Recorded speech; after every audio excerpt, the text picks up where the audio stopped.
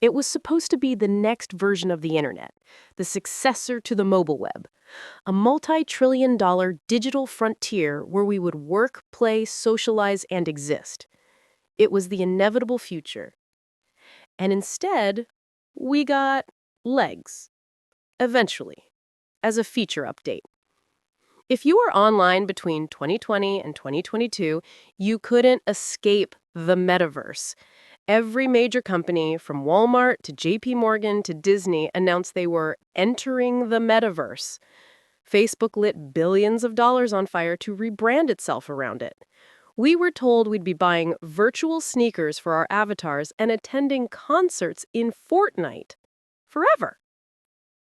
And then, almost overnight, it stopped. The headlines vanished. The chief metaverse officers were quietly fired or reassigned to AI divisions. The virtual real estate market collapsed by 98%. We have witnessed one of the most spectacular, expensive technology hype cycles in human history crash and burn in real time. But to say the metaverse died isn't quite right. Because to die, something has to have been alive in the first place. Today, we are conducting an autopsy on a concept that was stillborn. We're going to look at the corporate hubris, the technological barriers, and the fundamental misunderstanding of human behavior that ensured the metaverse died before it even began. Do you understand why it crashed? We have to understand what they thought they were building. The metaverse wasn't invented by Mark Zuckerberg. The term was coined by sci-fi author Neil Stephenson in his 1992 novel Snow Crash. It was a dystopian escape from a ruined reality. But Silicon Valley doesn't do dystopian warnings. They treat them as instruction manuals. For decades, tech visionaries dreamed of the immersive internet. We had false starts like Second Life in the mid-2000s. But the real perfect storm for the metaverse hype arrived in 2020 and 2021. Three things happened simultaneously. One, the pandemic. Suddenly, the entire world was forced to live digitally. Zoom fatigue set in, and the idea of a better digital space felt necessary. Two, interest rates were near zero. VC funds were awash in cash and desperate to throw it at the next platform shift. And three, crypto and NFTs were exploding. There was a massive financial incentive to create digital worlds where you could sell digital stuff. The peak of this fever dream was October 2021. Mark Zuckerberg, facing massive scrutiny over Facebook's real-world harms, decided to pivot the entire company. From now on, we're going to be Metaverse first, not Facebook first. This was the signal flare. If one of the biggest companies on Earth was betting the farm on this, surely it must be real. Consultancy firms like McKinsey started pumping out reports predicting the metaverse would be a $5 trillion economy by 2030. It was FOMO normalized on an industrial scale. Every CEO was terrified of missing the boat. The problem was, nobody checked if the boat had an engine, or a hull, or if anyone actually wanted to get on it. Throughout 2022, a strange phenomenon emerged. While companies were pouring billions into metaverse development, the actual worlds they were building were desolate. In late 2022, reports came out that Decentraland, one of the flagship crypto metaverses with a billion-dollar valuation, had fewer than 40 active users on a given day. 40! You could fit more people in a moderate-sized Zoom call. Meta's flagship Horizon Worlds wasn't doing much better, failing to meet its own lowered internal targets. Why was nobody showing up? Two reasons: the hardware and the software. Let's start with friction. To enter the immersive metaverse, you need to strap a computer to your face. It's heavy. It gets hot. It ruins your hair and makeup. And for a significant percentage of the population, it makes them nauseous. The pitch was that we would work in here. Who wants to wear a scuba mask for an 8-hour workday just to look at spreadsheets floating in virtual space? The friction of putting on a headset vastly outweighed the utility of being inside. Then there was the graphics. Meta was spending tens of billions a year on reality labs, and yet their flagship product looked worse than a Nintendo Wii game from 2006. They promised us Ready Player One, but they delivered a legless corporate Memphis design nightmare. The fundamental failure here was a misunderstanding of what makes digital spaces work. The most successful metaverses already existed. They are called Roblox, Minecraft, and Fortnite. Why do hundreds of millions of kids log into Roblox every day? Because it's fun. The social connection is a byproduct of the gameplay loop. The corporate metaverse had no gameplay loop. It was just a space, a waiting room. They built a giant empty shopping mall and were confused why teenagers weren't hanging out there. They forgot the most vital component of any platform. Why? Why am I here? If the answer is to have a meeting in VR instead of Zoom, that's not a dream. That's a punishment.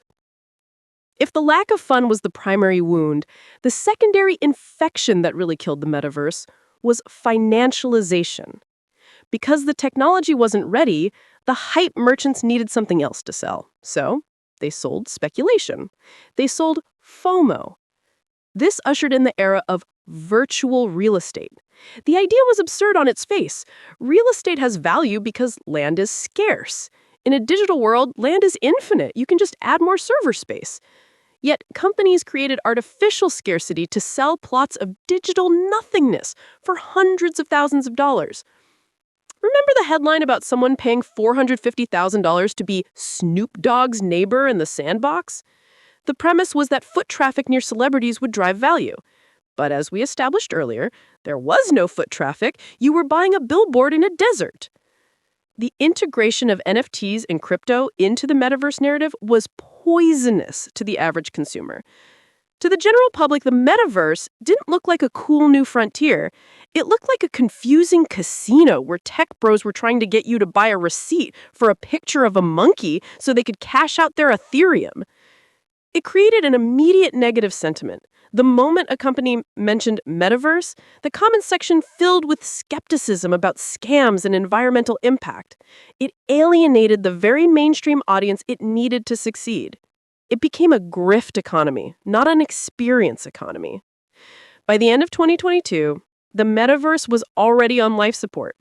Meta stock had crashed nearly 70% from its highs. The virtual land market had evaporated. The media was turning sour.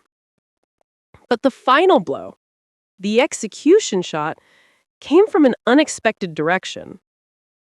On November 30th, 2022, OpenAI released ChatGPT. Almost instantly, the entire technology ecosystem pivoted. The difference between AI and the metaverse was stark. The metaverse was a vague promise of a future 10 years away that required you to buy expensive hardware to experience something mediocre. Generative AI was here right now. It was free, it worked in your browser, and it immediately did useful, magical things. It could write code, draft emails, summarize books. The utility was undeniable. Silicon Valley has a very short attention span. All the venture capital money that was propping up the metaverse ecosystem vanished overnight and went to AI. The narrative shifted instantly. Corporate earnings calls in early 2023 stopped saying the metaverse and started saying AI every 12 seconds. Even Zuckerberg, the captain of the metaverse ship, pivoted. While Meta still spends billions on reality labs, their public messaging is now entirely focused on their open-source AI models, Llama. AI sucked all the oxygen out of the room. The metaverse didn't just die of natural causes, it was suffocated by a superior, more immediate technology trend. So, here lies the metaverse, circa 2021 to 2023.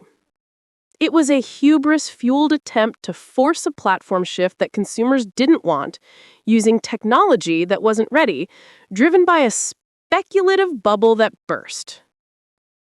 But was it all for nothing? Not entirely.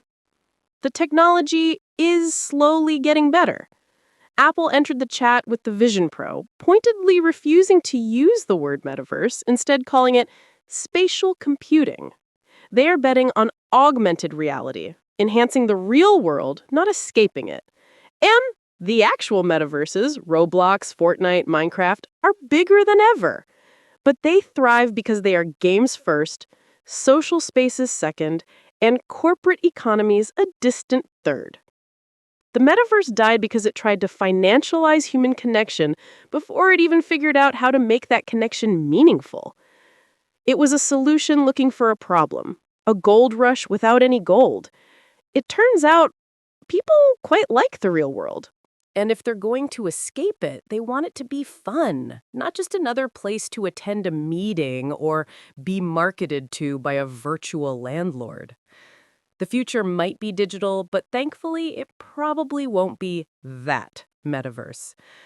I must say, Mark Zuckerberg has realized that people don't want to live in a video game, the metaverse. However, they do want a super intelligent assistant.